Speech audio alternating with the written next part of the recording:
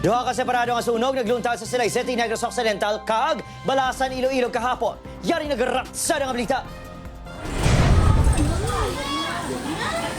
Manasig nga gilamon sa kalayang balay isang pamilya Laraga sa barangay Ginhalaran, Silay City, Lunes ang hapon. Ginayon niya nagresponding BFP apang totally gutted ang balay.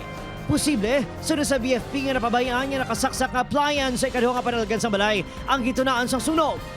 And then, nag-sudden nga na nag-restore ang power. So, isa sa tanong natin, due to sudden, amo ng problema ko siya. Ang point of origin, nakita natin probably sa second floor na. Ano kay gulpi lang kalayo, nagkuan mo. Oo, gulpi lang kada sige dyan sa kalayo. Sa kay Lord gid eh. Ayun. Para lang siya permi sa akon. Panawagan sa pila ka mga residente, kayuho na ang spaghetti wires sa ginakabig delikado. I-clear gid nila ang ang wiring pa nan. Hindi gid mag-cross na blow magaong kasi nang sampaw lang ang daan. Amo nang kusing isa ka sunog gid. Naglabo sa third alarm ang sunog sa ikaduha nga panalgan sa grocery store sa Barangay Poblasyon Norte sa Balasan, Iloilo, pasado las 10 gabi.